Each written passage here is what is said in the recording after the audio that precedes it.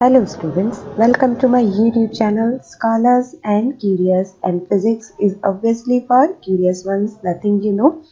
तो आपको दिख रहा होगा कि आज हम पेपर सॉल्व करने वाले हैं। जैसा कि आपने थंबनेल पे पढ़ा होगा, ये पेपर जो है ACF की एग्जाम हुई थी कल, फॉरेस्ट रेंज ऑफिसर, वहाँ पर फिजिक्स सब्जेक्ट का पेपर है और बहुत अच्छे लेवल का पेपर था। मतलब हम ये नहीं कह सकते कि अगर कोई सिर्फ नेट की तैयारी कर रहा है तो वो ये पेपर पूरा कर लेगा, या जिसने सिर्फ MSc या BSc पढ़ा है वो ये पेपर। यहाँ पर 11th स्टैंडर्ड के बेसिक कॉन्सेप्ट से लेकर BSc के आपके सारे कॉन्सेप्ट्स आ गए, MSc के, और कुछ प्रॉब्लम्स ऐसी भी हैं जो नेट और गेट में आ चुकी हैं, वो प्रॉब्लम्स भी आई है। तो बहुत अच्छा पेपर था एंड चलिए हम इसे सॉल्व करते हैं। इस पेपर को सॉल्व करने के बाद हमें कुछ आइडिया ये भी लग जाएगा कि जो आने वाली हमारी असिस्टेंट प्रोफेसर के एग्ज़ाम्स हैं, चाहे वो टेक्निकल पॉलीटेक्निक यूनिवर्सिटीज़ के लिए जो पोस्ट निकली है RPSC में वो हो, या फिर जो हमारा असिस्टेंट प्रोफेसर कॉलेज लेक्चरर का एग्ज़ाम होने वाला है RPSC का वो हो।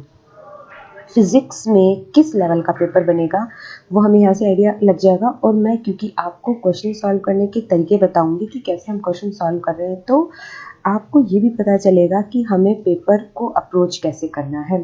तो चलिए शुरू करते हैं विद द फर्स्ट क्वेश्चन। यहाँ पे पहले क्वेश्चन में, यहाँ पे दोनों क्वेश्चंस हिंदी और इंग्लिश दोनों लैंग्वेजेस में आए थे, तो मैं इंग्लिश वाला पढ़ूंगी और आप मेरे साथ साथ पढ़िए। जहाँ आपको समझ में नहीं आता है आप मुझे कमेंट करके बताइएगा, वीडियो को पूरा ज़रूर देखें। तो चलिए शुरू करते हैं with question number 1। The angle between a thin horizontal rod and a vertical plane mirror is 30 degree. The angle between the rod and its image is. तो in this question the angle between thin horizontal rod and vertical plane mirror is given. Suppose कीजिए ये आपका mirror है, ठीक है, ये axis है और यहाँ पर आपको एक रॉड दे दी, ये रॉड है, ठीक है। इस रॉड के और जो मिरर है उसके बीच का एंगल आपको दे दिया 30 डिग्री, ठीक है। तो 30 डिग्री एंगल दे दिया। अब आपको बताना है कि जो एंगल होगा रॉड और इसकी इमेज के बीच में, इस रॉड और इस रॉड और इस मिरर की जो इमेज बनेगी, तो देखिए जब हम इमेज बनाएंगे तो ऑब्वियसली इमेज इस तरफ बनेगी, रॉड के इस तरफ बनेगी, और जो कि यहाँ पे ये 30 डिग्री है, तो ये इमेज जो है, क्योंकि ये टोटल एंगल 90 का बनाएगी, ठीक है, तो ये इमेज जो है वो 60 डिग्री एंगल पे बनेगी, ठीक है। तो यहाँ पे जो हमारा है ऑप्शन नंबर 4 सही हो जाता है, ठीक है। चलिए नेक्स्ट क्वेश्चन पे मूव करते हैं। Question number 2। Two plane mirrors are inclined at an angle theta. If the number of image formed by the system is 5, then which of the following can not be possible value of theta. देखिए जब आप number of image निकालते हैं तो एक formula होता है, आप नोट कर लीजिए, n equals to 360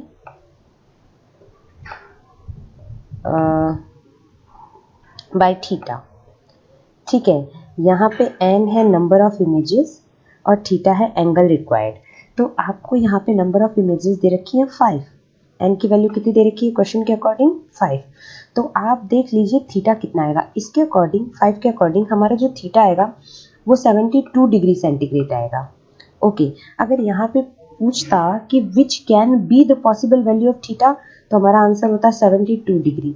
now which can not B, कौन सी नहीं हो सकती, तो 55 डिग्री नहीं होगी क्योंकि ये एंगल बहुत लो हो जाएगा। अगर 55 डिग्री एंगल होगा तो इमेजेस 5 से ज़्यादा बनेंगी, ठीक है। क्योंकि देखिए आप जब यहाँ पे 55 रखेंगे, थीटा की वैल्यू 55 रखेंगे, तो यू विल गेट कि n की वैल्यू 6 से कम आ रही है, ठीक है। इसका मतलब 6 अप्रोक्सीमेटली 6 आएगी, इसका मतलब नंबर ऑफ इमेजेस 6 बनेंगी।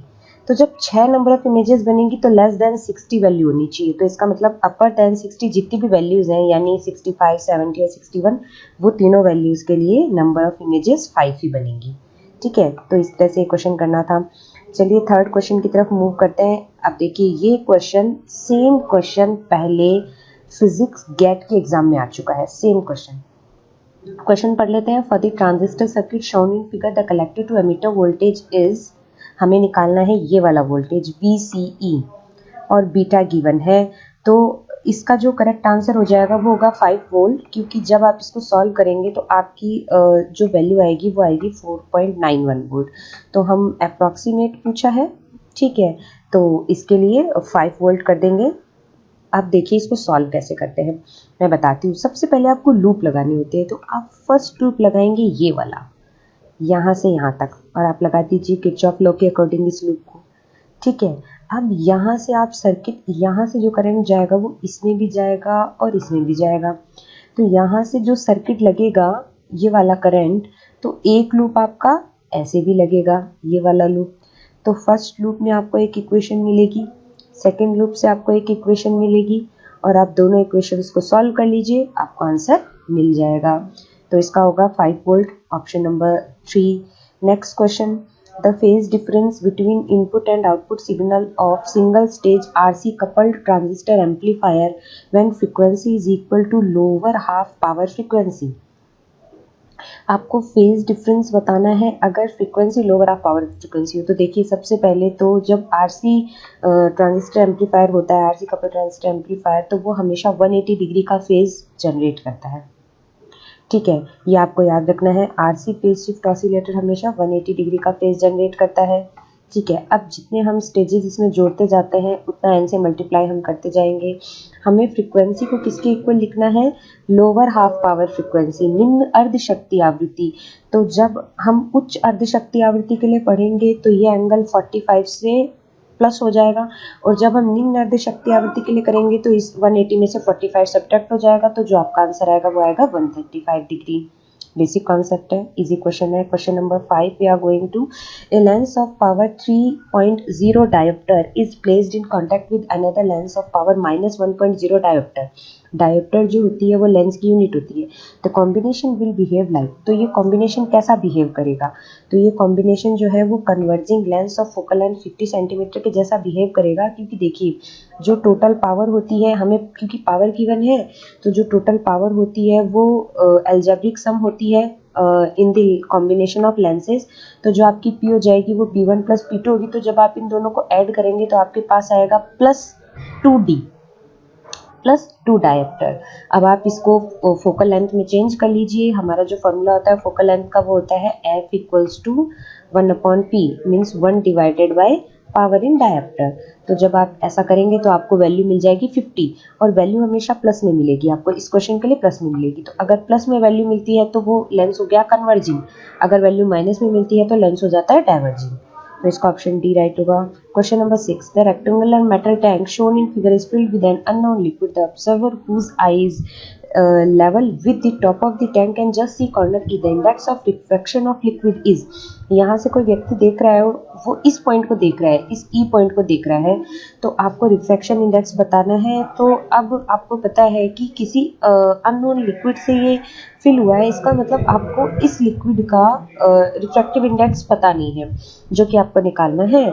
और यहाँ पे क्या है, एयर है, ठीक है। तो ये एयर मीडियम इंटरफेस है, और एयर के लिए कितना होता है रिफ्रैक्टिव इंडेक्स, एयर के लिए होता है 1, ठीक है, 1 रिफ्रैक्टिव इंडेक्स होता है। तो जब आप इसे सॉल्व करेंगे तो you will get the answer 1.25। आप इसको सॉल्व कर लीजिएगा, μ = sin θ 1/sin θ 2 से। एक तरीका ये है, या फिर हम डायरेक्ट भी सॉल्व कर सकते हैं यहाँ पे एक डायगोनल प्लेस करके। Moving towards next question, the angle of minimum deviation of prism placed in air depends on। तो एंगल जो होता है मिनिमम डेविएशन का वो refractive index of material of prism पे ऑब्वियसली डिपेंड करता है, यानी म्यू या एन पे डिपेंड करता है।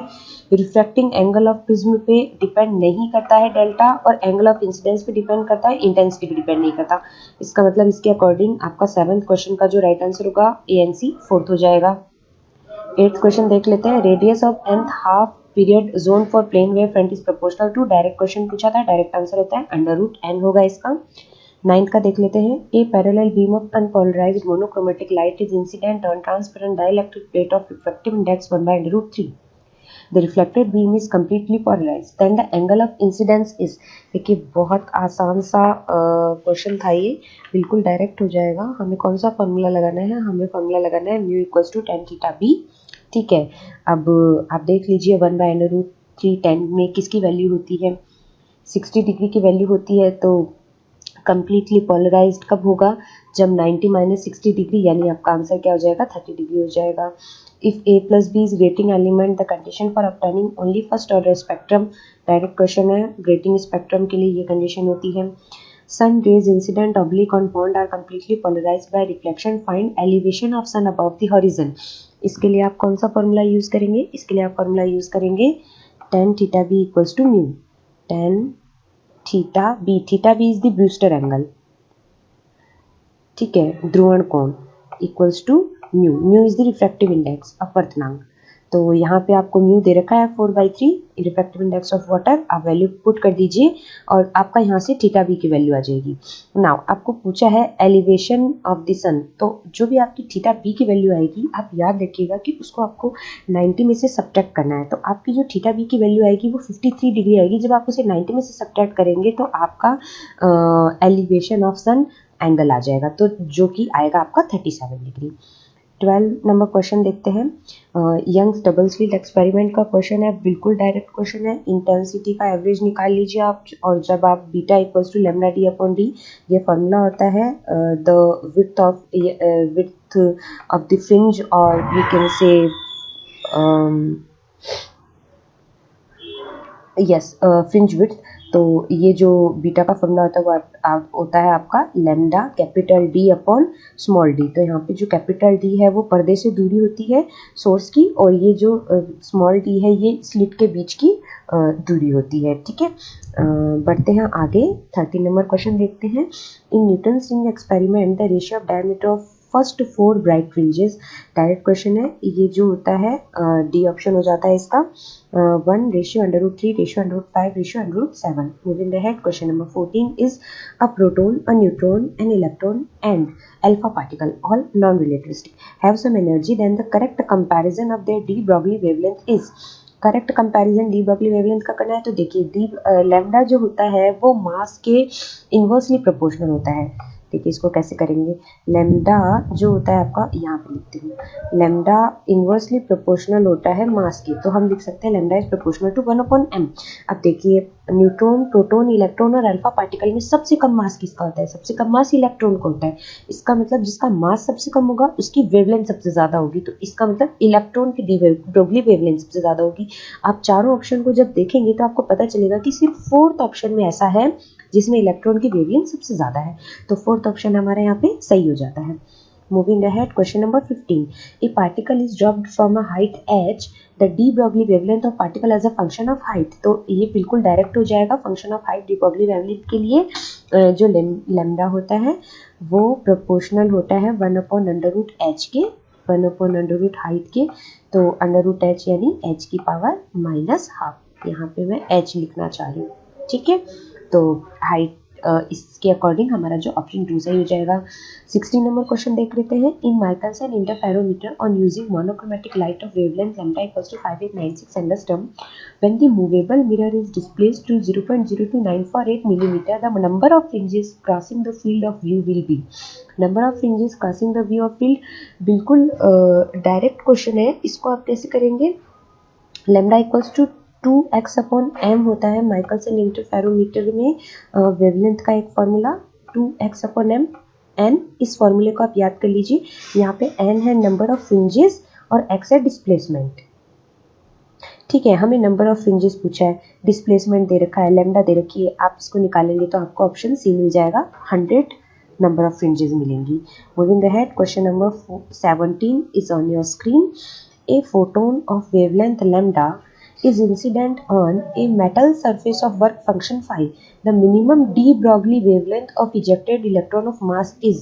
बिल्कुल आसान क्वेश्चन है, बिल्कुल सीधा क्वेश्चन है।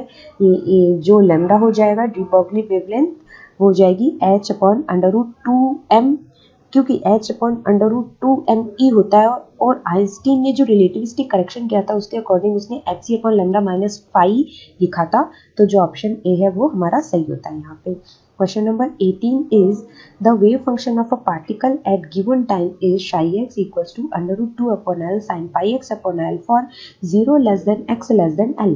and 0 otherwise. The probability of finding the particle in the range L by 4 less than x less than 3L by 4 at this time is.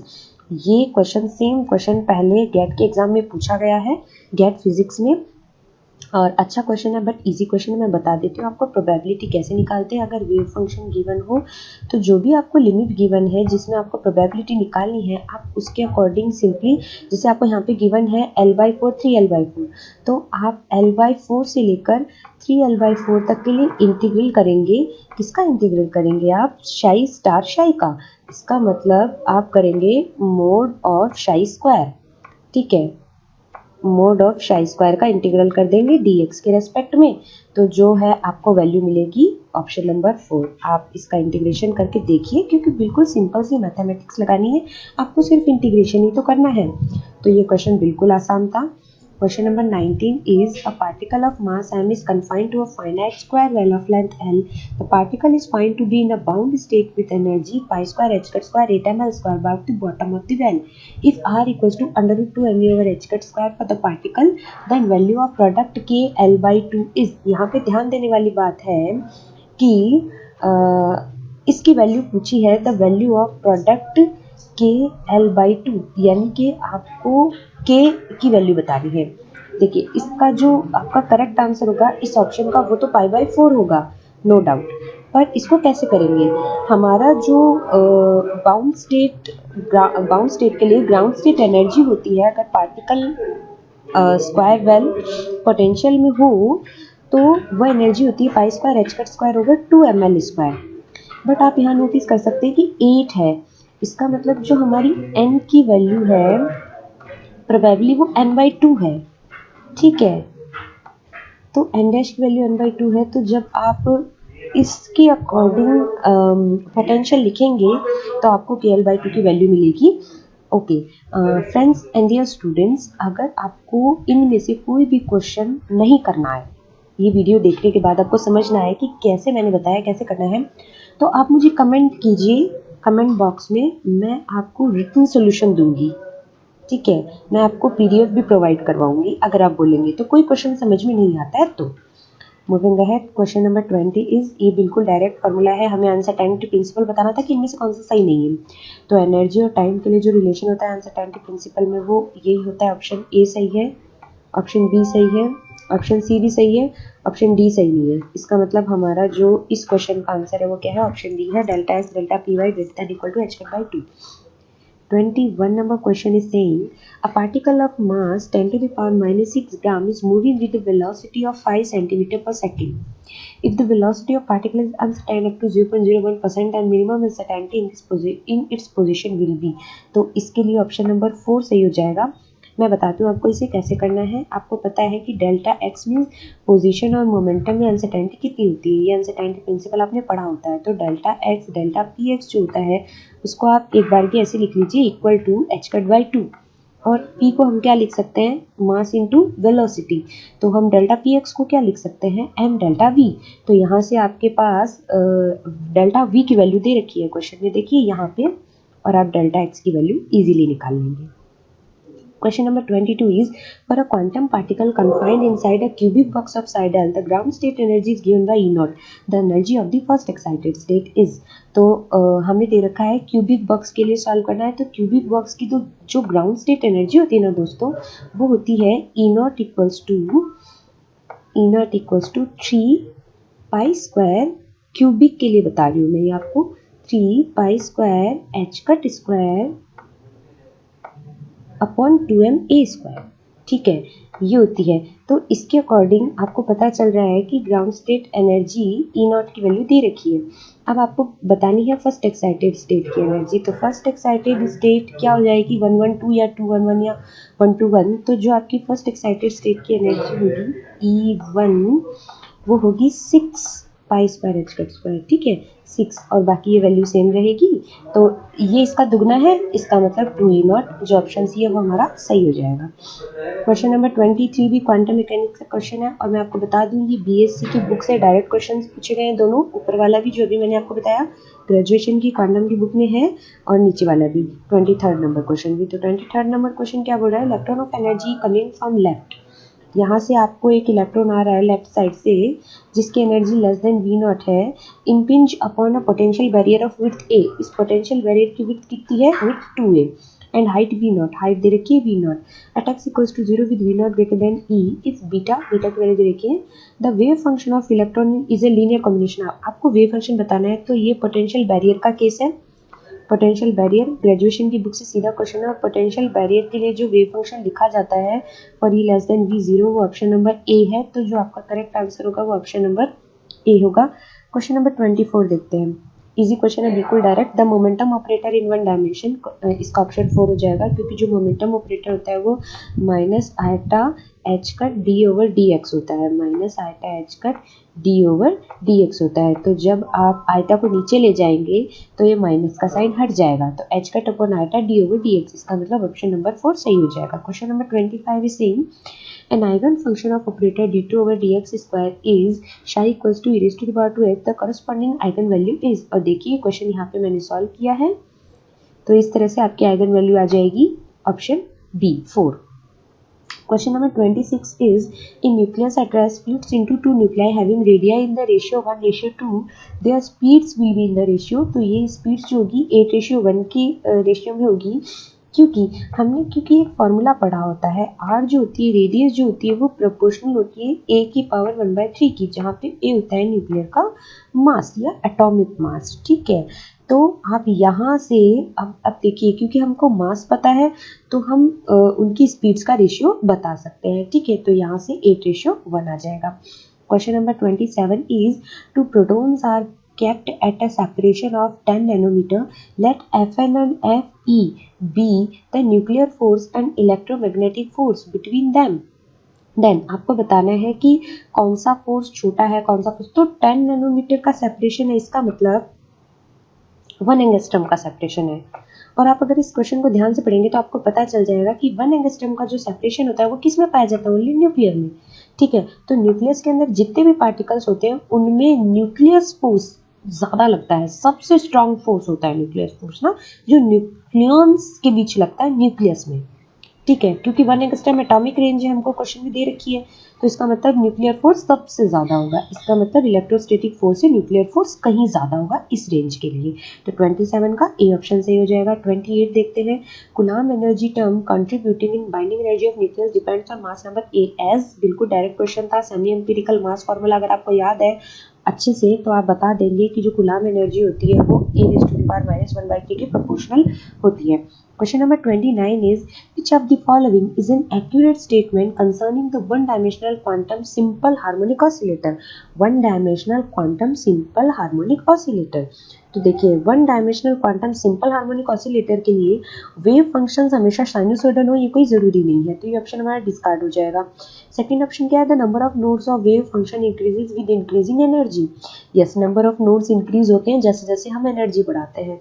हम अगर इस तरह से बनाते हैं सिंपल हार्मोनिक ऑसिलेटर के लिए, और ये ग्राउंड स्टेट है हमारी, ये फर्स्ट एक्साइटेड स्टेट है, नंबर ऑफ नोड्स इंक्रीज होते जाते हैं। ठीक है, तो आप इस तरह से देख सकते हैं, ये मैं ग्राफ्स बना रही हूँ, कुछ इस तरह के ग्राफ्स आएंगे तो नंबर ऑफ नोड्स इंक्रीज होंगे, तो ऑप्शन 2 सही होगा एक। तो थर्ड वाला देख लेते हैं, the potential energy varies linearly with displacement from equilibrium, बिल्कुल गलत है। And the spacing between energy levels increases, नहीं, स्पेसिंग हमेशा सेम होती है क्वांटम हार्मोनिक ऑसिलेटर के लिए, यानी ये वाली एनर्जी ये स्पेसिंग हमेशा सेम होगी, तो ऑप्शन नंबर 2 हमारा इस क्वेश्चन के लिए राइट आंसर होगा। Question number 30 is, if the nuclear radius of 27 aluminum is 3.6 Fermi, then the approximate nuclear radius of 64 copper is। तो देखिए यहाँ पे सॉल्व किया हुआ है, हमारा रिलेशन होता है R1 equals to R0 A की पावर 1/3। अभी मैंने आपको बताया, तो R1 और R2 के लिए आपने रिलेशन किया, यहाँ से फर्स्ट से आपने R0 की वैल्यू निकाल ली जो कि आई 1.2 फेम्टोमीटर, आपने सेकंड में R0 की वैल्यू पुट करी और 64 का क्यूबिक रूट निकाला 4, और आपने जब इसको मल्टीप्लाई किया तो आपके पास आंसर आ गया option number C, nuclear radius या न्यूक्लियर रेडियस 64 कॉपर की आ गई 4.8 fermi. 31 question is, a radioactive nucleus can decay by two different processes. The half-life of first process is T1, that for second is T2. The effective half-life of nucleus is बिल्कुल direct formula, option number A will be the correct one। 32 in a nuclear reactor, moderators used have light nuclei, heavy nuclei will not serve the purpose because they will break up. Obviously क्यों, क्या करता है nuclear reactor? Nuclear reactor ये करता है कि nucleus, भारी nucleus को तोड़ देता है और हमें एनर्जी देता है, यही होता है प्रोसेस। तो अगर हम भारी न्यूक्लियस ये मॉडरेटर के रूप में यूज करेंगे तो वो भी टूट जाएंगे ना, तो obviously they will break up. Option C will be the correct one. Question number 33. Consider the following two statements. Statement A is a free proton will decay according to proton decays into neutron plus positron plus neutrino. Statement B is a free neutron will decay according to neutron decays proton plus electron plus antineutrino. अब आपको चार option दिए हैं, उनमें से बताना है कौन सा करेक्ट है। Option 1 is B is correct but A is incorrect. Both A and B are incorrect. Both A and B are correct. A is correct but B is incorrect. तो आपको यहाँ से ये पता चल रहा है कि ये बीटा डीके है, ये भी बीटा डीके है, तो बीटा डीके के अकॉर्डिंग दोनों रिएक्शंस पॉसिबल है। तो both A and B are correct. 33 का option number 3 will be the right one. 34 देख लेते हैं। A decay chain of nucleus 92 uranium 238 involves 8 alpha decays and 6 beta decays. The final nucleus at the end of the process will be. यहाँ पे आपको ये पता होना चाहिए कि जब अल्फा डीके होता है तो जो Z की वैल्यू है यानी प्रोटॉन नंबर या एटॉमिक नंबर वो 2 से कम हो जाता है, और जो एटॉमिक मास नंबर होता है यानी A की वैल्यू होती है वो 4 से कम हो जाती है। ठीक है, तो देखिए मैंने यहाँ पे रिएक्शन लिखी है, आप यहाँ से देख सकते हैं। 8 अल्फा निकल गए यानी 8 इंटू Z-2 A-4 Y बना हमारा कोई नया न्यूक्लियस, और फिर 6 बीटा डीकेज। यानी बीटा डीके में क्या होता है, एटॉमिक नंबर तो चेंज नहीं होता बट मास चेंज होता है। तो आप मास चेंज नहीं होता बट एटॉमिक नंबर चेंज होता है, तो मास तो 206 ही रहेगा, एटॉमिक नंबर चेंज हो जाएगा। तो जो आपका ऑप्शन आएगा वो ऑप्शन नंबर 2 आएगा, ये आप करके देख लीजिएगा। चलिए moving ahead. 35 number question. The length of nth drift tube in linear accelerator is proportional to x power of n। The value direct question है, प्लस हाफ होगी, √10 आता है। ठीक है। 36 में which of the following particles has lepton number 0। तो जो lepton नहीं है उसका लेप्टॉन नंबर नहीं होगा, तो इसमें प्रोटॉन जो है वो लेप्टॉन नहीं है। ठीक है, क्योंकि प्रोटॉन जो है वो हैवी मास पार्टिकल है। न्यूट्रिनो लेप्टॉन है, इलेक्ट्रॉन भी लेप्टॉन है और म्यूऑन भी एक लेप्टॉन है, तो ऑप्शन नंबर 2 सही होगा। 37 देखते हैं। Consider a metal with cubic lattice structure. The lattice constant is 2 angstrom and density of metal is 10 gram per centimetre cube. The number of unit cell in 800 gram of metal is. इसका option B सही होगा, 10 to the power 22। कैसे करेंगे इसको, एक formula होता है हमारा A equals to NM upon NA rho. NA यहाँ पे अवोगाड्रो नंबर है, रो यहाँ पे डेंसिटी है की पावर 1/3। ये वाला फॉर्मूला यूज करके आप जब इसको करेंगे तो you will get the answer which will be option number 2। यहाँ पे m is the mass, n is the number of atoms per unit cell, Na is Avogadro number, rho is the density and A is the lattice constant of the unit cell. चलिए 38 वाला question देखते हैं। The packing fraction of face centred cubic. बिल्कुल direct question है, 0.74 होता है। 39th, the efficiency of Geiger-Müller counter is 80%. If it counts a maximum of 4800 per minute, then paralysis time of counter is। तो 39 के question में आपको एक formula लगाना था सीधा सा Geiger-Müller काउंटर के लिए। पैरालिसिस टाइम का जो फॉर्मूला होता है, बिल्कुल फॉर्मूला क्या होता है, नीटा इक्वल्स टू, मैं आपको बता देती हूँ फॉर्मूला होता है नीटा। यहाँ पे हम क्या लिख रहे हैं, इफिशियंसी। तो नीटा equals to 1 minus n tau, 1 minus n और टॉ। टॉ क्या होता है, टॉ होता है पैरालिसिस टाइम जो कि हमको निकालना है, तो यहाँ से आप टॉ की वैल्यू इजीली निकाल सकते हैं। एन क्या होता है, काउंट्स पर मिनट, तो जो आपको 4800 दे रखी है, तो जब आप इसको सॉल्व करेंगे तो you will get the correct answer जो कि होगा आपका option number A, 2.5 millisecond. Option A सही हो जाएगा। क्वेश्चन नंबर 40। An ionization chamber is charged with 1000 volt. If capacitance of capacitor is 200 picofarad, then percentage voltage drop when charged particle is entered in chamber to produce 10 to the power 7 electron ion will be। तो इसका भी एक formula होता है, आपको voltage drop बताना है। जो voltage in ion chamber generate होता है उसका फॉर्मूला होता है En/C।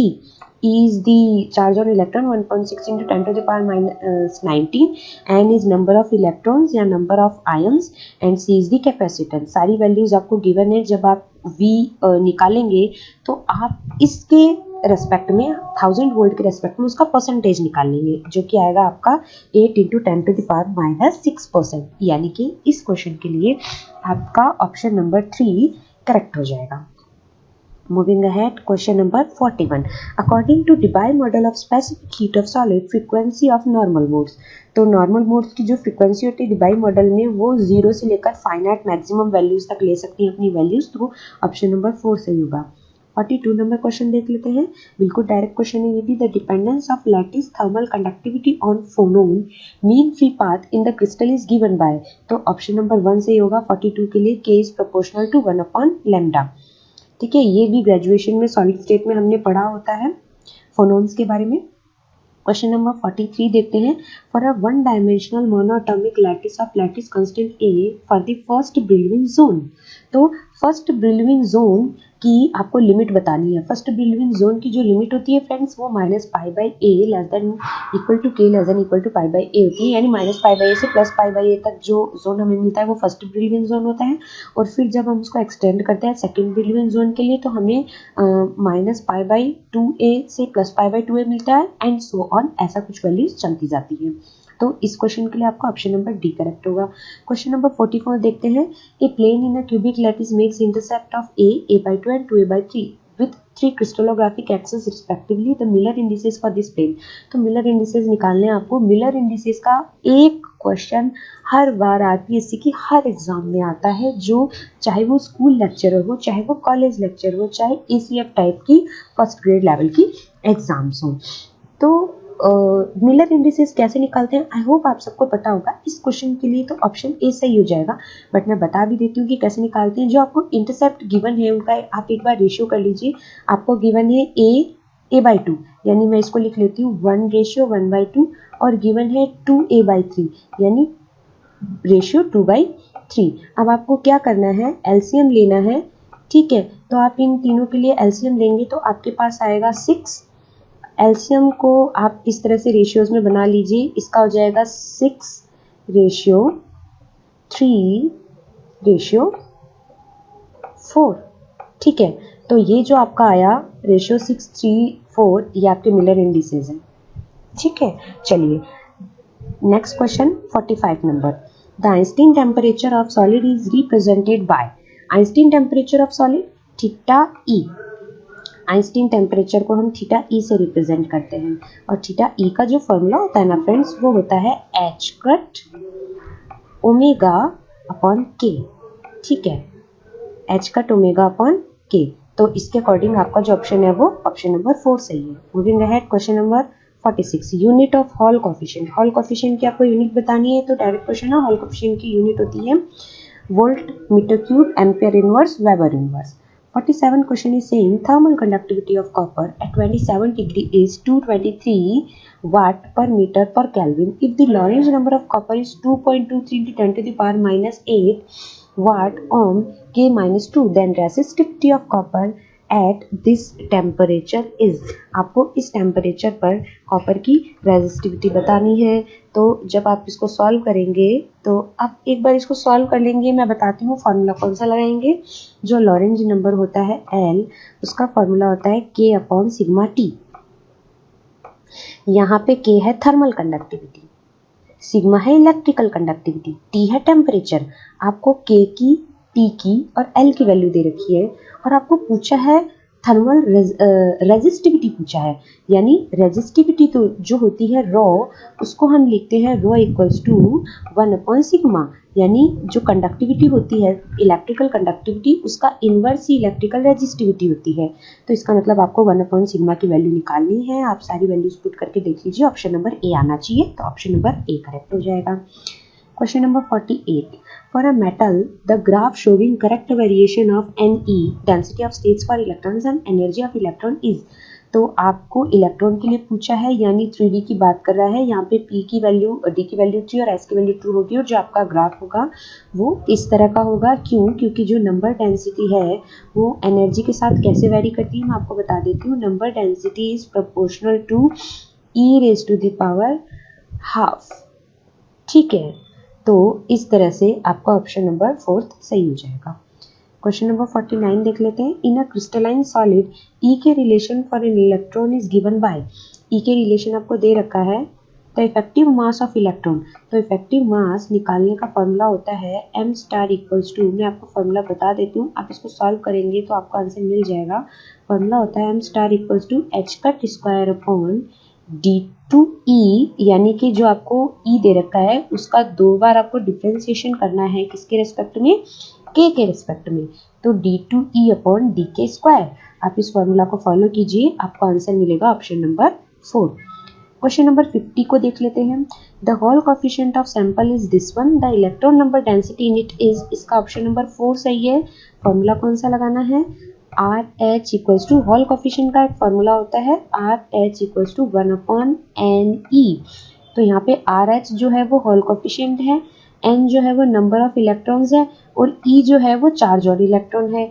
तो आपको नंबर डेंसिटी बतानी है, यानी कि एन की वैल्यू पूछी है, ठीक है, एन की वैल्यू आप निकाल लीजिए, आपका ऑप्शन नंबर 4 सही आ जाएगा। देखते हैं question number 51। 51 is an object is constrained by a cord to move in a circular path of radius 0.5 meter on a horizontal frictionless surface. The cord will break if its tension exceeds 16 Newton.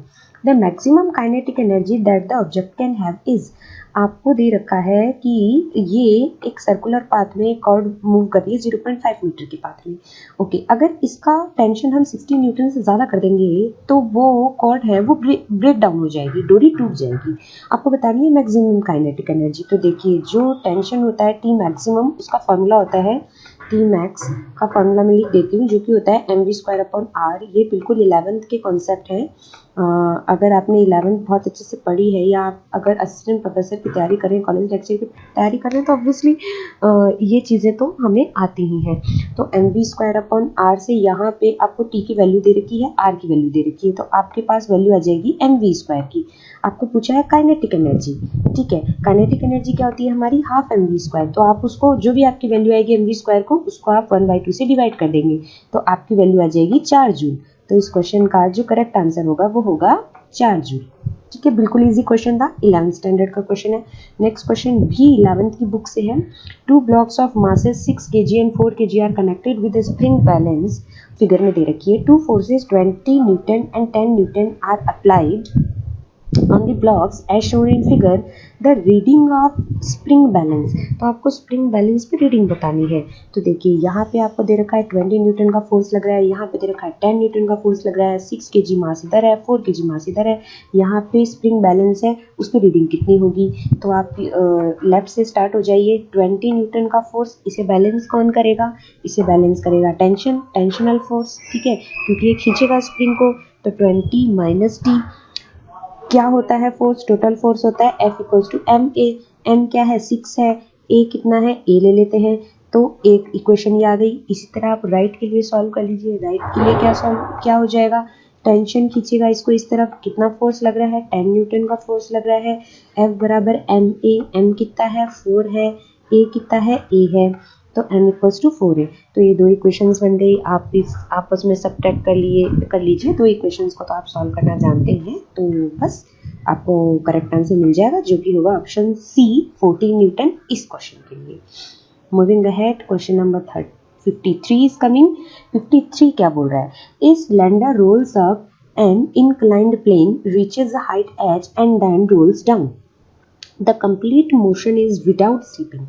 The direction of frictional force acting on the cylinder is, कि एक cylinder है, एक inclined plane पे role कर रहा है, height H पे जाता है और फिर नीचे आता है। कंप्लीट जो मोशन हो रही है वो विदाउट स्लिपिंग हो रही है, मतलब कहीं पे भी स्लिप नहीं हो रहा है, फिसल नहीं रहा है, लुढ़क रहा है ये सिर्फ, यानी घर्षण के प्रभाव में लुढ़क रहा है। तो इसका जो आपका राइट ऑप्शन होगा वो होगा करेक्ट ऑप्शन, ऑप्शन नंबर 3। जब इंक्लाइंड प्लेन चढ़ रहा है या उतर रहा है, तो चढ़ते और उतरते दोनों टाइम जो mg sin थीटा होता है, फ्रिक्शनल फोर्स जो होता है आपका, वो सेम डायरेक्शन में लगता है। क्यों? क्योंकि दूसरी डायरेक्शन में उसके मास या वेट के अकॉर्डिंग ग्रेविटेशनल फोर्स लगता है। तो ऑप्शन सी हो जाएगा ऊपर की ओर, चढ़ते उतरते दोनों स्थितियों में। मूविंग अहेड, क्वेश्चन नंबर 54, ये भी 11th स्टैंडर्ड का क्वेश्चन है। And a body of mass m0 is placed in a rocket, the rocket is moving with velocity v equal to 0.8 c, the mass of body observe by person sitting in the rocket. तो ये special theory of relativity से हो जाएगा, STR से, अगर आपको rocket का formula आता है, या फिर रॉकेट का फॉर्मूला नहीं, सॉरी, जो मास डायलेशन है STR में, उसका फॉर्मूला आता है, जो कि क्या होता है, मैं यहाँ पे लिख रही हूँ स्क्रीन पे, m equals to m0 1 minus V square upon C square. V आपको गिवन है, आप इसको सॉल्व कर लेंगे तो आपको वैल्यू मिलेगी, ऑप्शन ए मिल जाएगा। 55 क्वेश्चन क्या बोल रहा है, the velocities of particles of mass 0.1 kg and 0.2 kg before collision are 5 i cap and 2 i cap plus 3 j cap metre per second. After collision, both the particles stick together. The velocity of combined particle in center of mass frame. तो देखिए, momentum हमेशा conserve रहेगा, ठीक है। तो हम क्या करते हैं, बिफोर कोलिजन और आफ्टर कोलिजन मोमेंटम को कंजर्व करा देते हैं। तो बिफोर कोलिजन दो अलग अलग पार्टिकल थे, तो पहले वाले का था m1 v1 मोमेंटम, दूसरे वाले का था m2 v2। अब हम इक्वल कराते हैं किसके, आफ्टर कोलिजन के। आफ्टर कोलिजन मास तो ऐड होंगे, बट क्यों, क्या बोल रहे हैं, वेलोसिटी ऑफ कंबाइंड पार्टिकल हमें बतानी है, तो मास भी ऐड हो जाएंगे और वेलोसिटी भी उन दोनों की एक हो जाएगी, क्योंकि वो एक पार्टिकल बन गया। तो P equals to M V, यानी मास ऐड हो जाएंगे m1 प्लस m2 और v कंबाइंड वेलोसिटी, ठीक है। इस v की वैल्यू निकालनी है, तो जब आप इस इक्वेशन को सॉल्व कर लेंगे तो आपको v की वैल्यू मिल जाएगी, जो कि ऑप्शन ए बिल्कुल इजी सा क्वेश्चन था। ये भी 11th स्टैंडर्ड की फिजिक्स से है। Next question is 56 number. A body of mass 100 gram is moving in a frame of reference with velocity I cap plus 2 j cap plus 2 k cap meter per second. The frame itself is rotating with respect to another stationary reference frame with angular velocity I k plus j k radian per second. The magnitude of Coriolis force acting on the body. तो मैं आपको formula बता देती हूँ, Coriolis force का क्या formula होता है। बिल्कुल आसान सा फॉर्मूला होता है कोरियोलिस फोर्स का, FC इसको लिखते हैं। फॉर्मूला याद रहेगा तो ये क्वेश्चन हो जाएगा। कोरियोलिस फोर्स का फॉर्मूला होता है -2m ओमेगा क्रॉस v। सारी वैल्यूज आपको दे रखी है, ओमेगा की वैल्यू दे रखी है ये रही, v की वैल्यू दे रखी है ये रही, m की वैल्यू दे रखी है मास 100 ग्राम, FC निकाल लीजिए। जब आप इसको सॉल्व करेंगे तो आपकी कोरियोलिस फोर्स की वैल्यू आ जाएगी 0.6 न्यूटन। सॉल्व करके देखिएगा, नहीं होता है तो बताइए, I will provide you the PDF। The rest mass of electron is about 0.5 MeV per c square. At what speed its kinetic energy becomes equal to its rest mass energy? RPSC की कई exams में question बार बार पूछा जा रहा है और बहुत आसान सा क्वेश्चन है। इसका ऑप्शन नंबर बी होता है √2/3c। Question number 58 is a small bead of mass m moving with velocity v gets threaded on a stationary semicircular ring of mass m and radius r on a horizontal table as shown in figure. The ring can freely rotate about its center. Ring है वो अपने centre के according freely rotate कर सकती है। The bead comes to rest related to ring, the final angular velocity of the system is, और इस तरह का डायग्राम है और ये रहे आपके ऑप्शन। तो ये वाला क्वेश्चन आप कैसे करेंगे, आप सबसे पहले तो सेंटर से फोर्सेस लगाइए। तो आप ये वाला जो रेडियस है r है, यहाँ पे देखिए ये वाला रेडियस r है, ठीक है। अब अगर आप मान के चले कि बीड इसमें रोटेट कर रहा है, तो बीड पर एक वेलोसिटी के अकॉर्डिंग फोर्स लगना चाहिए साइड वाइज, और एक नीचे की तरफ फोर्स लगना चाहिए, ठीक है। जब आप इसको सॉल्व कर लेंगे तो आपका जो रिलेशन आएगा वो आएगा omega equals to v upon 2r।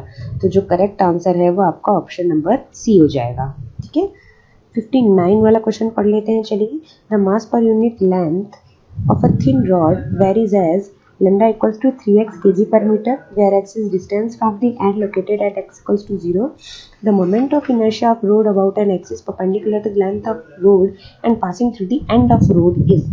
बिल्कुल आसान सा कॉन्सेप्ट है अगर आपको मोमेंट ऑफ इनर्शिया निकालना आता है तो आप ये क्वेश्चन इजीली कर लेंगे। इसका जो राइट ऑप्शन है वो ऑप्शन नंबर 2 होगा, 16 kg पर kg metre square, option number 2। तो जो मोमेंट ऑफ इनर्शिया होता है from one end of rod, मैं आपको बता देती हूँ क्या होता है, I इक्वल्स टू ml²/3 होता है अगर रॉड की लेंथ L है और उसका मास M है। ठीक है, अगर आपको x का दे रखा है, x इक्वल टू 0 पर, और आपको लेमडा की वैल्यू दे रखी है, आप क्या कीजिए, मास को हम क्या लिख सकते हैं, लेमडा इंटू एल लिख सकते हैं इस मास को। तो लेमडा की वैल्यू आपको गिवन है 3x, एल की वैल्यू आपको गिवन है 2। आप इसको सॉल्व कर लीजिए, you will get the correct answer which will be option number 2। 60th question. The moment of inertia of a uniform circular disc of mass m and radius are about a tangential axis in plane of the disc is. ये जो है आपका parallel axis theorem लगा के हो जाएगा। जो correct option होगा वो ऑप्शन नंबर 2 होगा। पैरेलल एक्सिस थ्योरम क्या होती है हमारी मोमेंट ऑफ इनर्शिया के लिए? पैरेलल एक्सिस थ्योरम होती है I equals to I G plus M R square, I equals to I G plus M R square. Why am I unable to writing? तो मैंने आपको बता दिया है कि जो I होती है वो इक्वल्स टू होती है, ये देखिए ये लिखा हुआ I equals to I G plus M R square. तो आई जी कितना है आपका, एम आर स्क्वायर होता है अगर हमने ग्रेविटी सेंटर एक्सिस से उसका मोमेंट ऑफ इनर्शिया देखना है तो, और plus M R square, R कितना दे रखा है, रेडियस, ठीक है। तो अगर r उसकी रेडियस है तो एम आर स्क्वायर को आप इसमें ऐड करेंगे 1/4 एम आर स्क्वायर को, तो आपको वैल्यू मिलेगी 5/4 एम आर स्क्वायर। जो ऑप्शन नंबर 2 होगा वो सही हो जाएगा। Okay, coming to the question 61, the ratio of the lengths of two wires A and B of same material is 1:2 and the ratio of their diameter is 2:1. If they are stressed by same force, the ratio of increased in length, तो जो increase in length होगा that will be delta L. तो ये जो है आपका young modulus वाले formula से हो जाएगा।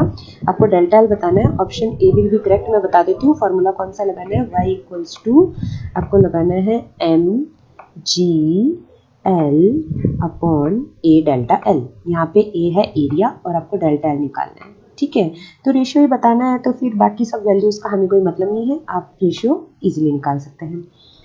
62 question is saying when the pressure on all sides of a metal cube is increased by 10 raised to the power 6 pascal, its volume decreases by 0.003%. The bulk modulus of metal is, तो option number 4 हो जाएगा। Bulk modulus of metal का जो formula होता है वो होता है B equals to P V upon delta V. ठीक है, आप P को जो है फोर्स अपॉन एरिया की फॉर्म में लिख सकते हैं आपके अकॉर्डिंग, ये डेल्टा वी है।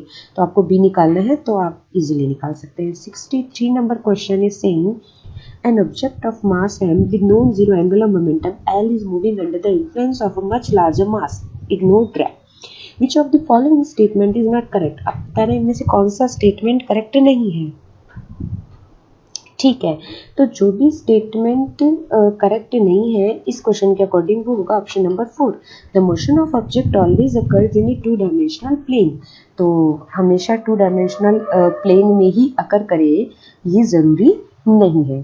ठीक है, तो moving ahead, question number 64. Suppose the gravitational force varies inversely as the nth power of distance, and then the time period of a planet in circular orbit of radius r around the sun will be proportional to. इसका option 2 सही होगा, but according to the options option 2 सही है, but इसका जो correct option होता है ना फ्रेंड्स, टाइम पीरियड हम जब निकालने जाते हैं तो इसका करेक्ट ऑप्शन r⁻n/2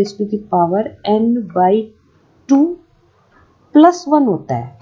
ठीक है, ये पूरे के नीचे डिवाइडेड नहीं है, n+1/2 नहीं होता है, n/2 + 1 होता है। इसका मतलब इस क्वेश्चन में मैं स्टार लगा रही हूँ मेरी तरफ से, इस क्वेश्चन पे बोनस मार्क्स मिलने चाहिए क्योंकि इसमें ऑप्शन को सही से नहीं लिखा है। चारों में से कोई भी ऑप्शन सही नहीं होना चाहिए मेरे अकॉर्डिंग, और अगर यहाँ पे सिर्फ मिसप्रिंट है तो ऑप्शन नंबर 2 सही होना चाहिए। ठीक है, Question number 65 is, there is an air bubble of radius r in a liquid of surface tension T and density ρ. The bubble is at a depth h below the free surface of liquid. If P0 is atmospheric pressure, by what amount is the pressure inside bubble is greater than atmospheric pressure? तो जो हमारा total pressure होता है bubble के लिए हम लिखेंगे PT equals to P0 plus जो सरफेस प्रेशर होता है वो, तो P0 प्लस। अब क्योंकि जब हम हाइट की बात करते हैं तो हम हाइट को कंसीडर करेंगे और एच रो जी फॉर्मूला लिखेंगे। अगर हाइट की बात नहीं करता तब आपका ऑप्शन नंबर ए सही हो जाता 1, बट क्योंकि ये बोल रहा है कि डेप्थ में, एच डेप्थ में है वो बबल, तो इसके लिए ऑप्शन नंबर 4 मैं टिक करूंगी। ऑप्शन नंबर 4 सही होगा for question number 65। Moving ahead to question number 66. A capillary tube of radius r is immersed in water and water rises in it to a height h. The mass of water in the capillary tube is 6 gram. Another capillary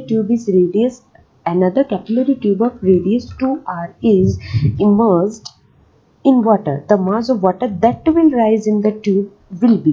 तो इसका option number 2 सही होगा। Formula क्या होता है? मास जो होता है कैपिलरी ट्यूब राइज के लिए, मास प्रोपोर्शनल होता है आर स्क्वायर के, ठीक है,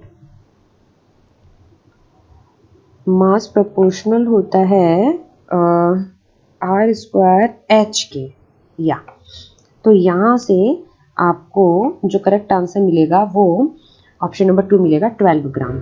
Moving ahead, question number 64. Choose the correct relation between Young modulus Y, bulk modulus K and shear modulus. बिल्कुल डायरेक्ट क्वेश्चन दिया था। ऑप्शन नंबर सी सही होगा। 9/Y equal to 1/K plus 3/neta. Question number 68 is, a metal cylinder of length L is subjected to a uniform compressive force F as shown in figure. ये figure देख लीजिए। The material of cylinder has Young modulus Y and Poisson ratio sigma. The change in volume of cylinder बिल्कुल direct question है। ये question जो है वो 11th की बुक में है as it is, ठीक है। और इस क्वेश्चन को सॉल्व कैसे करेंगे?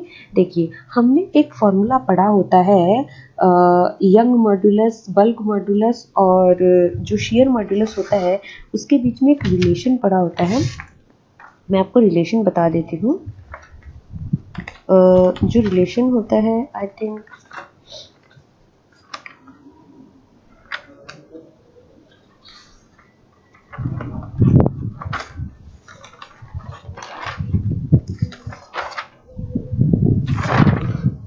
I don't know where I have written that. Let me tell you guys. Relation होता है y equals to, y is young modulus, y equals to 3b, b is bulk modulus into 1 minus 2 sigma, 1 minus 2 sigma, ये relation होता है, ठीक है। तो इस relation के अकॉर्डिंग जब आप इसको सॉल्व करेंगे तो you will get the answer which will be option number 2। Moving ahead, question number 69। Question number 69 पढ़ लेते हैं।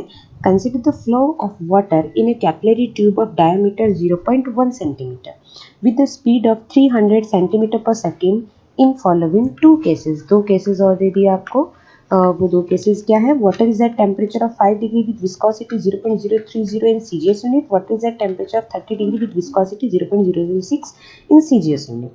अब ये बोल रहा है neglect the variation in density of water with temperature, then option 4 दे दिया आपको।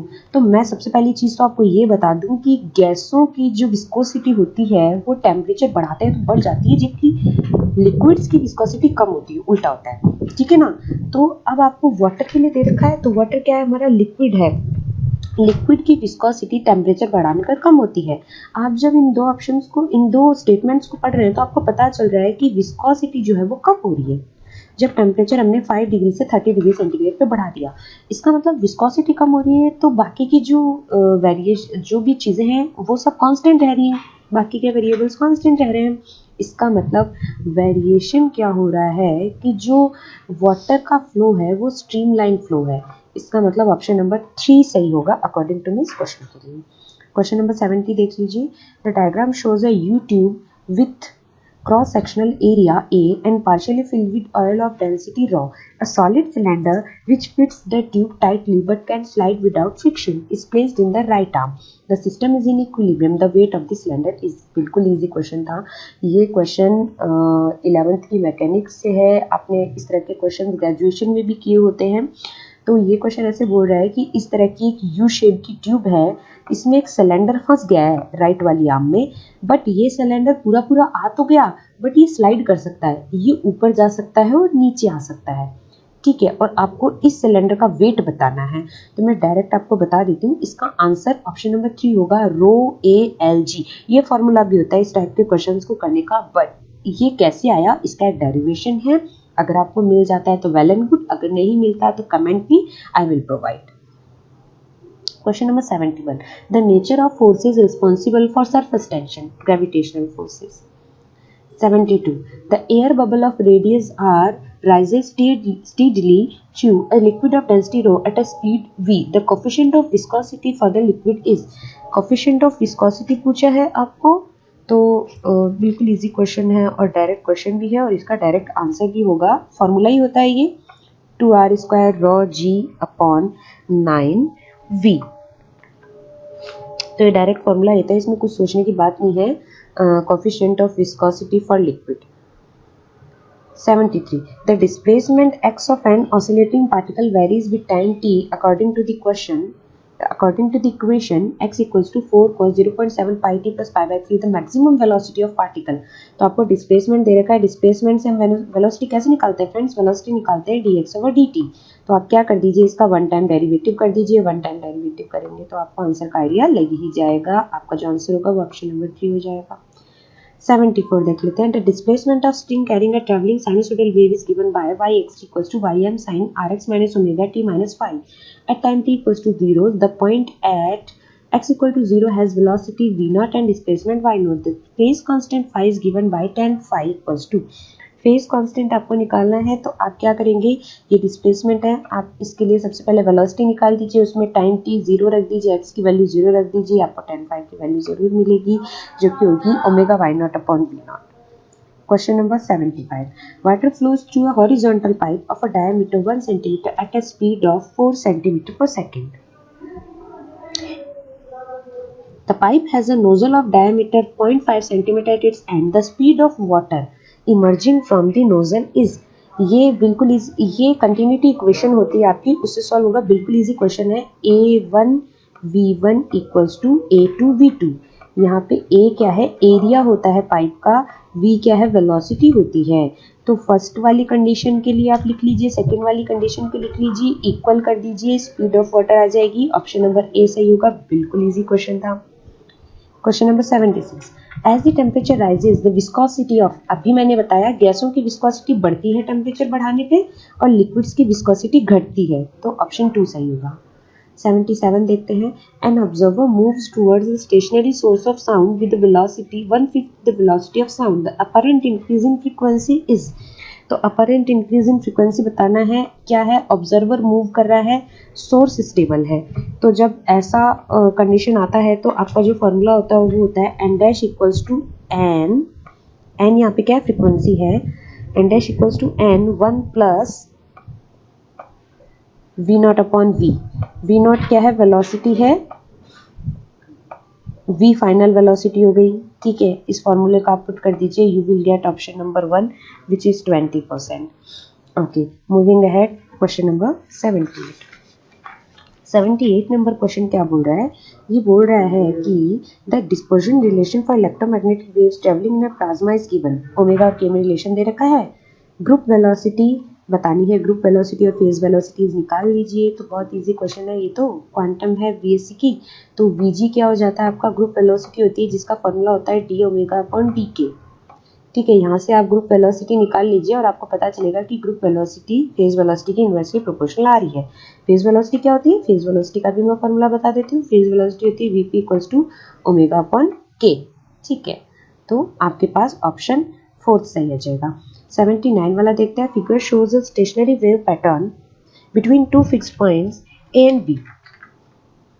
Which points of 1, 2 and 3 are in phase with point x? मेरे अकॉर्डिंग इसका आंसर 4th होना चाहिए.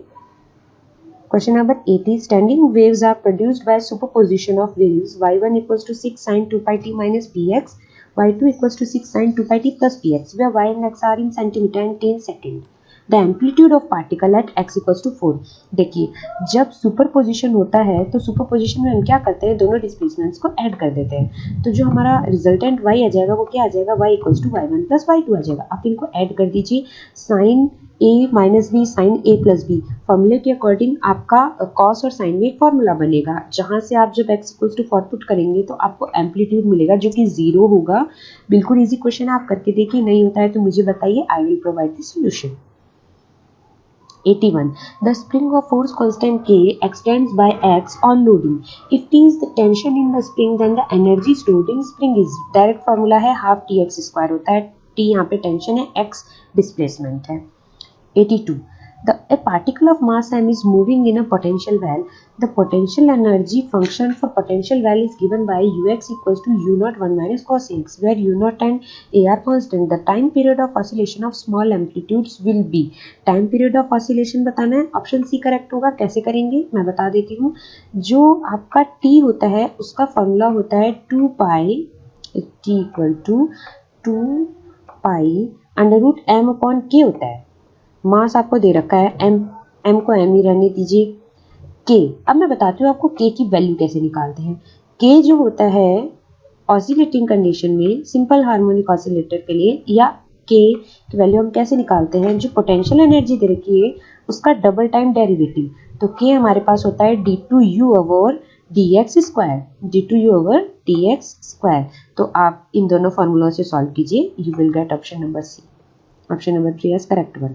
Question number 83. Let's see. A particle executes simple harmonic motion of period 31.4 second and amplitude 5 centimeters. The maximum velocity and maximum acceleration of the motion are. Maximum velocity और maximum acceleration पूछा है. According to me, the answer is 1 centimeter per second for the maximum velocity and 1 centimeter per second square for the maximum acceleration. ठीक है. Moving ahead, question number 84. Let's see.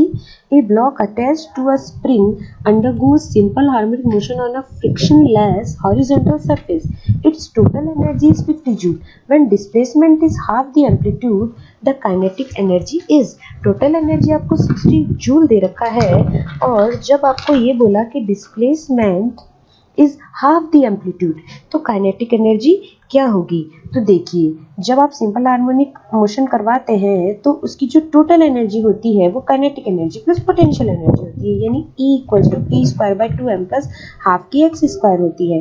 तो आप P square by 2m plus half K X square को ले लीजिए और kinetic energy निकालनी है, यानी पी स्क्वायर बाई 2m निकालना है। तो आप इसको सॉल्व कर सकते हैं। जब आप इसको सॉल्व करेंगे तो you will get the answer. Answer will be option number 3, 12.5 joule.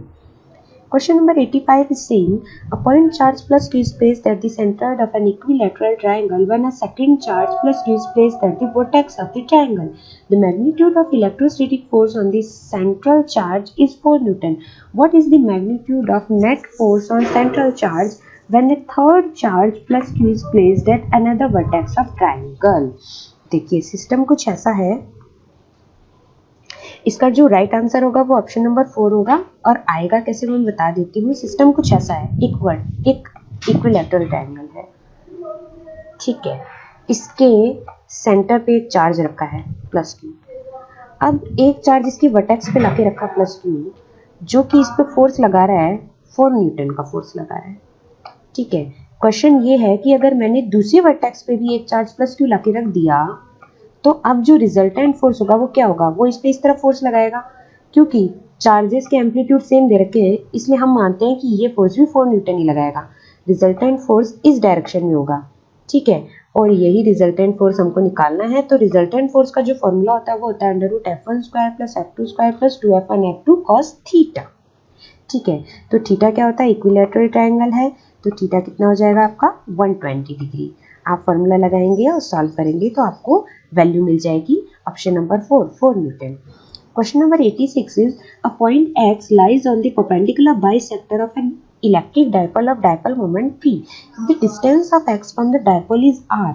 Then the electric field at X is proportional to, ये है कि एक डायपोल है, ठीक है, इस डायपोल का जो सेंटर है उसके ऊपर एक एक्सिस है, उस एक्सिस पर किसी डिस्टेंस r पर एक पॉइंट x है, यहाँ पे रख देती हूँ, और आपको इस पॉइंट x की वजह से इलेक्ट्रिक फील्ड की प्रोपोर्शनलिटी बतानी है।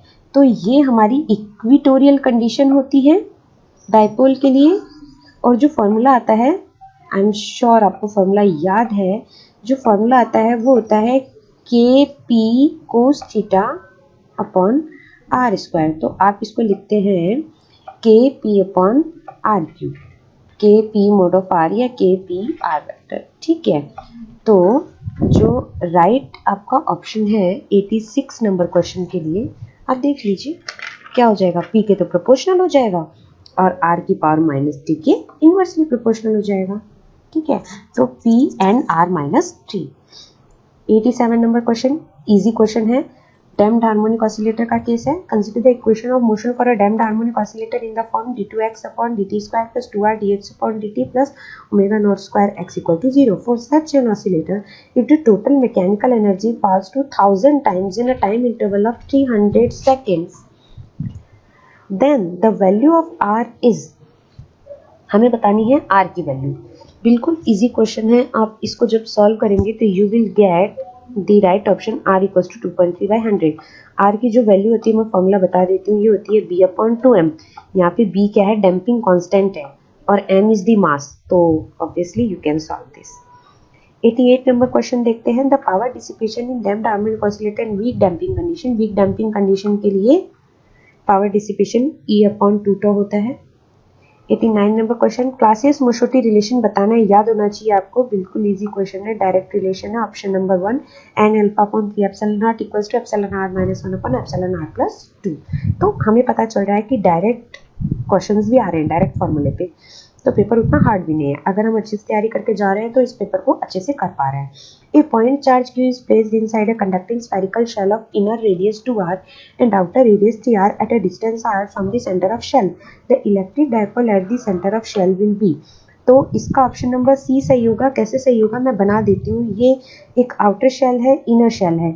इनर शेल के लिए रेडियस दे रखी है आपको 2r और आउटर शेल की रेडियस दे रखी है 3r, ठीक है। अब कोई चार्ज है वो r डिस्टेंस पर रखा है सेंटर ऑफ शेल से, यानी कि कोई चार्ज है वो यहाँ रखा है, इधर यहाँ पे रखा है, और आपको इसके लिए पोटेंशियल बताना है। ऑप्शन नंबर सी होगा। पोटेंशियल कैसे निकालते हैं, जो पॉइंट आपको गिवन है अगर उसके चारों तरफ बाउंड्रीज बनाई है, अगर उस बाउंड्री के चार अंदर है तो चार्ज अंदर है तो हम पॉजिटिव साइन कंसिडर करते हैं, और अगर बाहर है तो डिस्टेंसेस हम नेगेटिव कंसिडर करते हैं, ठीक है। तो ऑप्शन नंबर सी सही हो जाएगा। 91 वाले क्वेश्चन में देखते हैं। 91 क्वेश्चन में भी कहीं ना कहीं मिस्टेक है। पहले क्वेश्चन पढ़ते हैं। The circuit shown below consist of 4 capacitors C1, C2, C3 and C4, each of capacitance 4 microfarad and a battery E of EMF 10 volt. The potential difference between A and B is, A और B के बीच में आपको potential difference बताना था, यानी इस point और इस पॉइंट के बीच में पोटेंशियल डिफरेंस। तो देखिए इसको आप सॉल्व कर लेंगे। मैं बताती हूँ कैसे। यहाँ से आपका करंट जाएगा और यहाँ पे डिवाइड होगा, हाफ करंट इधर चला जाएगा, हाफ चार्ज की बात कर लीजिए, ये दोनों आ जाएंगे आपके पैरेलल कॉम्बिनेशन, सीरीज कॉम्बिनेशन में, और ये सर्किट पूरा इसके पैरेलल कॉम्बिनेशन में। आप इक्विवेलेंट कैपेसिटेंस निकाल लेंगे, फिर वहां से आपको चार्ज मिल जाएगा, और फिर आप ए और बी के बीच में वोल्टेज ड्रॉप निकाल सकते हैं। अकॉर्डिंग टू मी इसका आंसर 6 वोल्ट आ रहा है, जो कि आपके ऑप्शन में ही नहीं है, ठीक है। तो इस क्वेश्चन को भी स्टार लगेगा। इस क्वेश्चन में कोई भी राइट ऑप्शन नहीं दे रखा है, तो जो मैक्सिमम अप्रोक्सीमेट वैल्यू है वो 4 वोल्ट है, इसलिए ऑप्शन डी हम लगा देते हैं। Question number 92 is the equivalent resistance of network shown in figure between the point A and B when the switch is open and the switch is closed are. जब ये switch open है इसका मतलब ये दोनों किस में हो गए, सीरीज में, ये दोनों सीरीज में हो गए। आप इसको सॉल्व कर लेंगे, आपको इजीली ऑप्शन मिल जाएगा। एक ही ऑप्शन है, जब स्विच ओपन है तो 9 ओम वैल्यू आएगी, ऑप्शन नंबर डी करेक्ट होगा। क्लोज वाली कंडीशन आपको देखनी नहीं पड़ेगी, टाइम बच जाएगा। Question number 93 is consider situation shown in figure. Here the interface between two dielectric media is plane with dielectric constants K1 and K2 for medium 1 and 2 respectively. Electric field even in upper medium makes angle θ1 with the normal to the interface, and the electric field E2 in lower medium makes angle θ2 with the normal to the interface. That which of the following relation is correct? आपको बताना है कि इनमें से कौन सा relation correct होगा। आप पहले डायग्राम देख लीजिए। ये इंटरफेस है, E1 इलेक्ट्रिक फील्ड यहाँ पे θ1 एंगल बनाती हुई एक रे इंसिडेंस हो रही है मीडियम 1 में, मीडियम 2 में ये रे जो है ट्रांसमिट कर रही है, ठीक है। इंटरफेस पर ये इंटरफेस दो डाइलेक्ट्रिक कांस्टेंट वाले दो मीडियम्स को मिला रहा है। कौन सा रिलेशन सही होगा? ये क्वेश्चन नेट में आया हुआ है, 2-3 बार आया हुआ है, अच्छा क्वेश्चन है। ऑप्शन बी सही होता है इसके लिए। अगर कॉट में वैल्यू देता तो K1 कॉट θ1 K2 कॉट θ2 हो जाता, तो आप इसको उस अकॉर्डिंग कर सकते हैं। Question number 94 is an electric motor operated at 100 volt is used to lift a 10 kg mass to a height of 10 metre. It completes the job in 5 second and withdraws 3 ampere current from the source. Find heat produced in motor. आपको motor में heat produced कितनी होगी वो बतानी है। तो मेरे according इस क्वेश्चन का आंसर ऑप्शन नंबर 4 होगा। आप निकाल के देख लीजिए। Moving ahead, question number 95 is a conducting circular loop is placed in a uniform magnetic field B equals to 0.02 Tesla with its plane perpendicular to the field. Somehow the radius of loop starts shrinking at a constant rate of 1 millimeter per second. The induced EMF in the loop at an instant when radius is 4 centimeter will be nearly. तो आप जब इसको solve करेंगे कौन सा formula लगाएंगे? आप दो फॉर्मूले लगाएंगे। फाई इक्वल्स टू क्या होता है हमारा? फाई इक्वल्स टू होता है B पाई R स्क्वायर, ठीक है, जो कि EMF का फॉर्मूला होता है। अब क्योंकि ये ऐसे बोल रहा है कि ये लूप 1 मिलीमीटर पर सेकेंड की दर से सिकुड़ना शुरू हो गया है, तो जब ये लूप सिकुड़ना शुरू हो गया है तो हम क्या करेंगे? EMF हमें बताना है। EMF हमारा क्या होता है? -d∅/dt। तो आप क्या कीजिए, ये जो फाई की वैल्यू है ना B पाई R स्क्वायर जो कि लूप के लिए होती है, इसका dt के रेस्पेक्ट में एक बार कर दीजिए डिफरेंशिएशन। जब आप डिफरेंशिएशन कर देंगे तो आपको dr/dt मिलेगा जो कि रेट ऑफ श्रिंकिंग है। आप वहां पे वैल्यू रख दीजिए। आपका जो आंसर होगा वो ऑप्शन ए मिलेगा, 2.5 × 10⁻⁶ वोल्ट। आप कीजिए, नहीं आता है तो कमेंट कीजिए। In a series LCR circuit the voltage across the resistance capacitor inductor is 20 volt each. If the inductor is removed from the circuit the voltage across the capacitor. Option B इसका right हो जाएगा। Concept क्या लगाना है? अगर LCR circuit है तो उसके लिए RL, RC और R तीनों इक्वल होते हैं, तो I इक्वल्स टू क्या हो जाएगा? V upon under root R square plus XC square. तो जब हम कैपेसिटर के अकॉर्डिंग ड्रॉप ले रहे हैं तो under root R square plus XC square हो जाएगा। और जब आप इस फॉर्मूले को यूज करके वैल्यू निकालेंगे तो आपको ऑप्शन 2 करेक्ट मिलेगा। Question number 97 is saying a small current element ideal with dl equals to 2 k mm and I equals to 2 ampere is centered at the origin. The magnetic field dB on the x-axis at x equals to 6 cm is.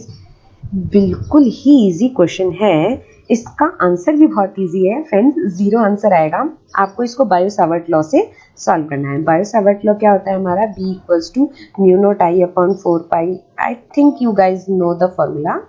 μ0I/2π I dl cross r upon r cube, ये formula होता है आपका, ठीक है। dl cross r करना है, आपको dl की वैल्यू दे रखी है, r की वैल्यू दे रखी है, x इक्वल्स टू 6 सेंटीमीटर, तो आप इजीली इसको पुट कर सकते हैं।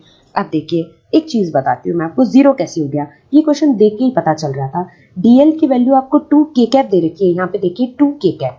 2 k कैप का मतलब हो गया z डायरेक्शन में, और आपको पूछा मैग्नेटिक फील्ड कहाँ पे है? x एक्सिस पे पूछा है, तो z डायरेक्शन में मैग्नेटिक फील्ड, z डायरेक्शन में करंट दे रखा है और आपको x एक्सिस पे मैग्नेटिक फील्ड पूछ रहा है, तो according to the theory magnetic field 0 ही होगा, क्योंकि x एक्सिस पे मैग्नेटिक फील्ड होगा ही नहीं।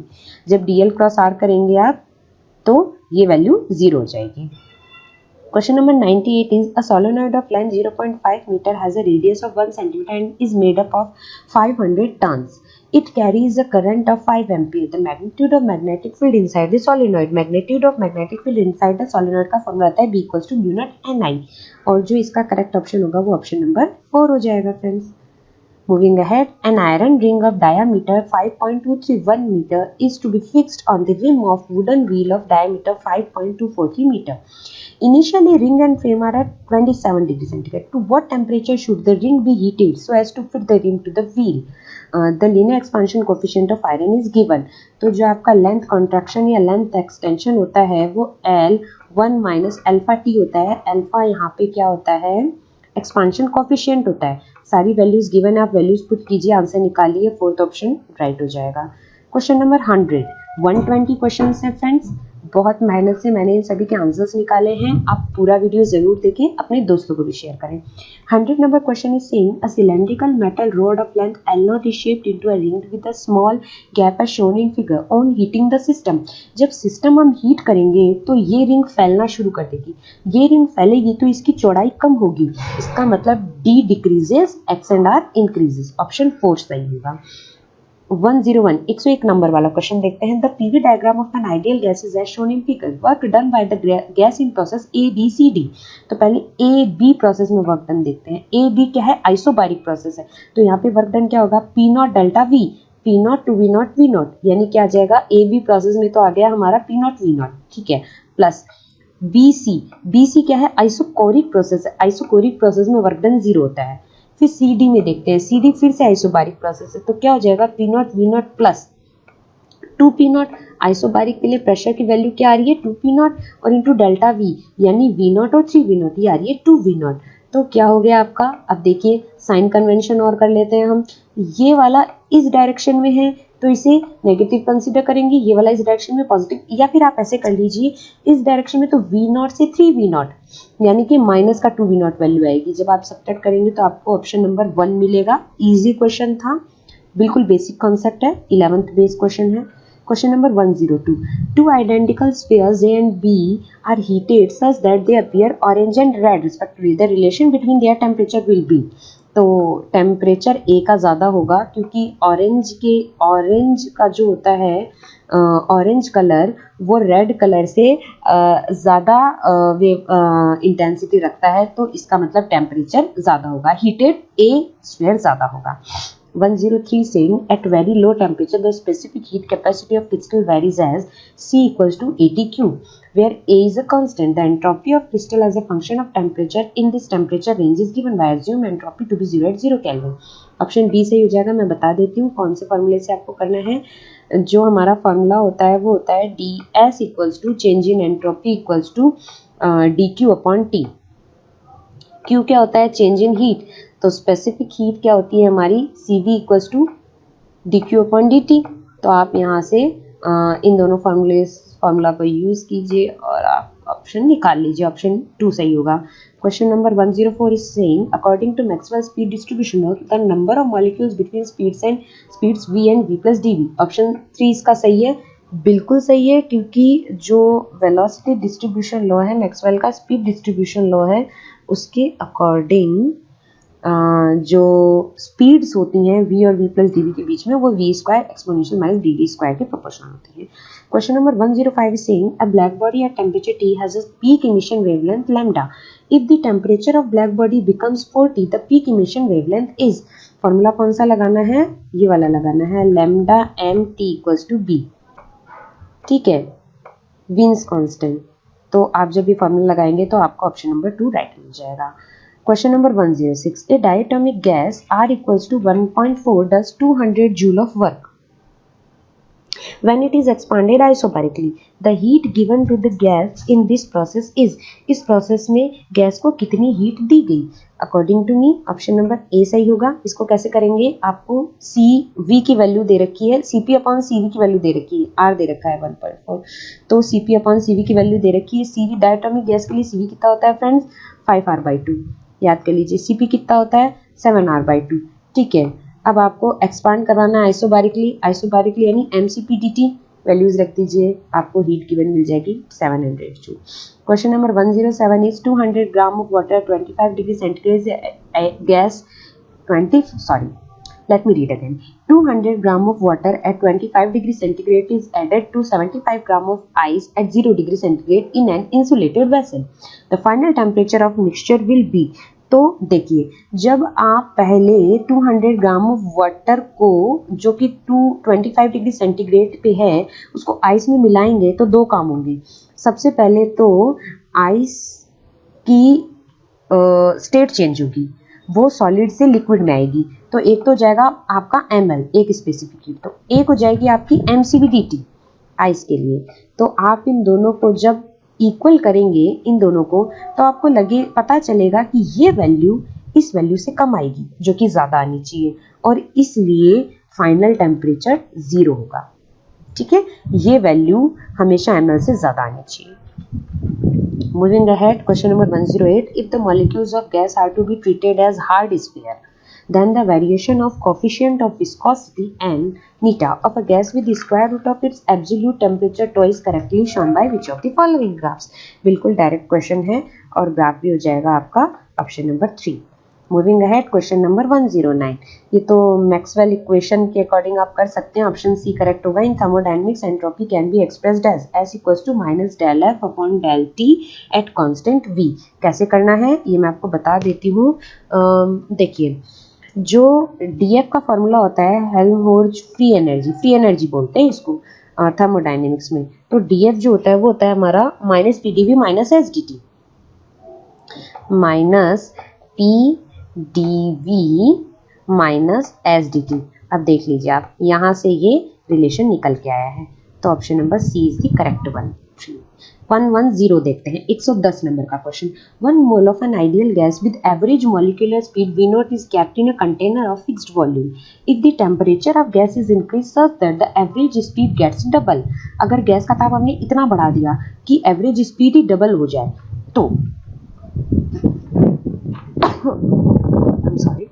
तो हमें बताना है इन चारों ऑप्शंस में से हमारा कौन सा ऑप्शन जो है वो करेक्ट होगा।